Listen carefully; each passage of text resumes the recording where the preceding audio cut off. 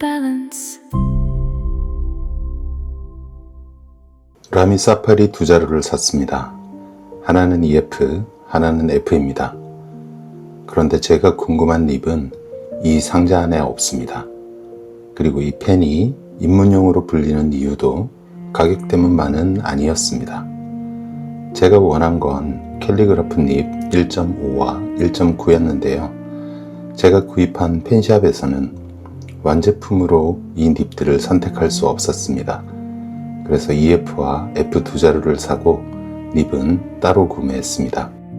오늘은 개봉부터 시작해서 학생들을 위해 만든 이 펜이 왜 입문용의 기준이 됐는지, 그리고 각각의 립이 어떤 필감과 어떤 굵기의 선을 보여주는지까지 보겠습니다. 먼저 EF입니다. 전체가 투명한 사파리 비스타 모델입니다. 장식은 많지 않고 가볍고 아주 익숙한 사파리의 모습입니다. 립은 많이 밋밋합니다. 피드도 그렇습니다. 이번에는 F입니다. 두 자루를 산 이유는 간단합니다. 한 자루만 샀다면 립을 바꿀 때마다 손을 씻고 닦고 다시 기다려야 할 겁니다. 그래서 두 자루를 샀습니다. 나중엔 각각 1.5와 1.9의 자리가 될 예정입니다. 구성은 단순합니다. 슬립온 타입의 캡과 배럴, 그립부, 그리고 카트리지 두 개가 들어있습니다. 처음에는 카트리지로 시작하시면 되고 병 잉크를 쓰고 싶을 때는 컨버터로 넘어가면 됩니다. 제가 구입한 펜샵에서는 사파리에 블루와 블랙 두 개의 카트리지만 포함되어 있고 컨버터는 포함되지 않아서 컨버터 두 개를 따로 구매했습니다. 사파리의 대표적인 특징이 호불호가 있다는 이 삼각 그립입니다. 제 경우엔 1.5와 1.9가 궁금해서 사파리를 샀지만 사용해보면서 가장 놀랐던 게 이 삼각 그립입니다. 생각해보면 다른 만년필들은 꺼내서 필기를 하기 전에 항상 립 위치를 확인합니다. 눈으로 보고 정확한 면으로 필기하기 위해서 한 번 더 고쳐 잡죠.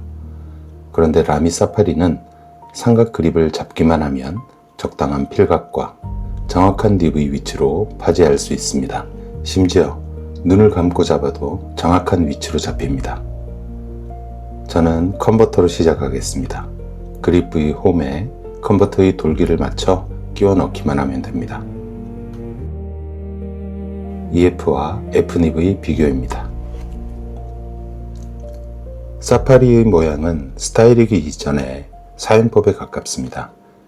라미는 1980년 사파리를 10세에서 15세 학생을 위한 펜으로 공개했습니다. 청소년 심리 연구와 디자이너 볼프강 파비안, 마나임 개발그룹의 협업을 거쳤고요. 손가락 자리를 알려주는 그립, ABS 수지의 튼튼한 몸체, 큼직한 클립과 잉크창, 이런 특징 대부분이 학생이 매일 쓰는 상황과 연결되어 있습니다. 지난 영상에서 보여드린 것처럼 오늘도 잉크를 넣기 전에 물로 세척부터 시작하겠습니다. 아마 제품 출고 전에 테스트를 한 것 같습니다. 파란색 잉크가 남아 있습니다. 같은 색의 잉크라도 제조사에 따라 산성도나 성분이 다를 것이기 때문에 이렇게 먼저 세척을 하고 잉크를 넣는 것이 중요하다고 생각합니다. 사파리를 손에 올리면 무게보다 모양이 먼저 느껴집니다. 가볍고 삼각 그립은 손가락을 꽤 분명한 자리에 놓습니다. 무게중심은 잉크창에 있고요. 사파리의 크기를 비교해 봤습니다. 몽블랑 149와 아래쪽에는 몽블랑 146, 그리고 티스비 에코까지. 오늘의 잉크는 파카 퀸크 블루를 사용하겠습니다. 립 전체가 잠길 만큼 잉크에 담근 후 컨버터의 레버를 천천히 돌려 잉크를 충전합니다. 이제 두 펜에 같은 잉크를 넣었고 각각의 립들이 어떤 굵기의 선과 어떤 필감을 보여주는지 테스트해 보겠습니다. 종이는 미도리 MD 도트 방한 노트입니다. 각 도트 간의 높이는 5mm입니다. 이전 영상에서도 보여드렸지만 정밀한 측정은 아닙니다. 제가 구입한 이 두 자루가 실제로 첫 사용에서 어떤 선을 남기는지, 어떤 필감을 가지는지 가능한 비슷한 조건으로 비교해 보겠습니다. 먼저 EF입니다. 사파리에서는 가장 가는 닙이지만 이름만 보고 떠올린 세필과 실제 선이 같을지는 또 다른 문제입니다. 사파리의 첫 문장은 오늘도 생각 한 줄, 질문 한 줄입니다. 제가 받은 EF의 첫 느낌은 약간 사각거리네요. 이번에는 F입니다. 이름으로는 한 단계 더 굵지만 실제로 써보니 차이가 별로 크지 않다고 느껴집니다. 필감은 연필로 비교해 보겠습니다. EF는 연필 경도 중 HB와 B 사이 중 HB 쪽에 약간 가깝게 느껴집니다. 선 굵기와 필감들은 영상 후반부에 측정 결과를 표로 만들어 보겠습니다. F는 HB와 B 중간으로 느껴집니다. EF와 F는 이 정도면 충분한 것 같죠? 이제부터 이 두 닙은 잠깐 자리를 내줘야 합니다. 제가 이 사파리를 산 진짜 이유가 지금부터 나오거든요. 제가 원했던 닙은 1.5와 1.9입니다. 끝이 넓고 평평한 닙입니다. 세로획은 넓게, 가로획은 가늘게 글씨를 쓸 때 재밌는 획의 차이가 생깁니다. 제가 사파리에서 가장 재밌다고 느낀 건 바로 이 순간입니다. 닙을 비교적 간단하게 바꿀 수 있습니다. 닙에 테이프를 붙이고 당기면 쉽게 빠집니다. 새로운 닙을 끼울 때는 피드의 가이드에 맞춰 밀어넣기만 하면 되고요. 몸체는 그대로인데 닙 하나만 바꾸면 종이 위에서 할 수 있는 일이 완전히 달라집니다. 입문하기 쉬운 펜이면서 그 다음 닙을 배워보기에도 좋은 펜입니다.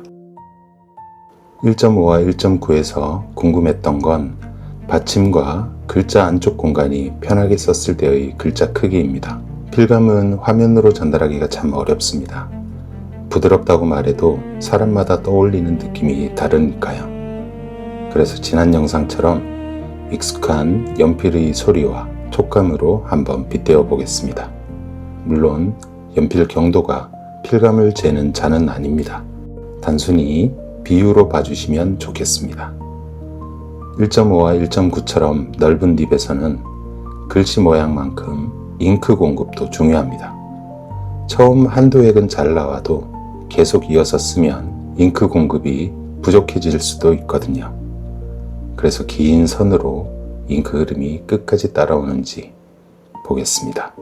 여기서 1.1이라는 중간 지점이 궁금해서 제가 쓰던 TSB 에코 1.1도 잠깐 참고로 보여드리겠습니다.